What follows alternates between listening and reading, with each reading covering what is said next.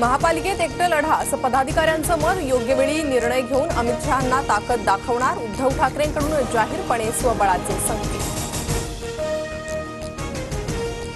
स्वबळावर निवडणूक लढण्यासाठी मनगटात ताकद लागते। घरात बसून लढता येत नाही। उपमुख्यमंत्री एकनाथ शिंदेंनी ठाकरेंवर केला पलटवार। अमित शहांना जखमी वाघाचा पंजा काय असतो हे भविष्यात दिसेल। जिथे औरंगजेबाला झुकवलं तिथे अमित शहा किस झाडकी पत्ती। उद्धव ठाकरेंचा अमित शहांवर हल्लाबोल। रुसूबाई रुसू गावी जाऊन बसू आणि डोळ्यात आसू। पालकमंत्री पदावरून एकनाथ शिंदेंची वाईट स्थिती। उद्धव ठाकरेंची मेळाव्यातून जोरदार टीका।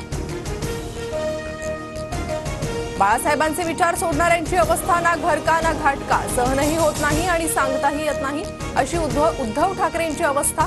उपमुख्यमंत्री शिंदेंचा उद्धव ठाकरेंवर घणाघात। हिम्मत असेल तर भाजपच्या झेंड्यातला हिरवा काढून दाखवा। हिंदुत्वावरून घेरणाऱ्या भाजप आणि अमित शहांना उद्धव ठाकरेंचा आव्हान। ठाकरे गटाच्या मेळाव्याला अनेक आमदार आणि खासदारांची अनुपस्थिती। माजी आमदार राजन साळवी, वैभव नाईक अनुपस्थित असल्यानं चर्चा। खासदार ओमराजे निंबाळकर, संजय दिना पाटीलही गैरहजर।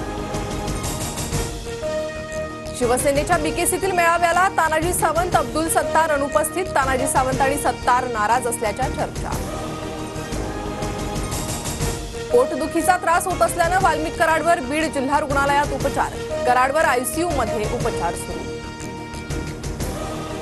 वानखेडे स्टेडियमच्या 50व्या वर्धापन दिनानिमित्त एमसीएची मोठी कामगिरी। वानखेडे स्टेडियमच्या नावे विश्वविक्रमाची नोंद।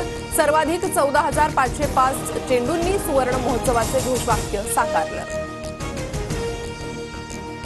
देशमुख कुटुंबीय आज जरांगे पाटलांची भेट घेणार। संतोष देशमुख हत्येच्या निषेधार्थ उद्या मुंबईतील आझाद मैदानावर मोर्चा। आज रात्री देशमुख कुटुंबीय मस्साजोगवरून मुंबईच्या दिशेने निघणार। केंद्रीय गृहमंत्री अमित शहा आज महाराष्ट्र दौऱ्यावर। सकाळी नाशिकमध्ये त्र्यंबकेश्वराचं दर्शन घेणार। मालेगावात सहकार परिषदेला हजेरी लावणार। तर सायंकाळी मुंबईत NUCFDC कॉर्पोरेट कार्यालयाचं उद्घाटन।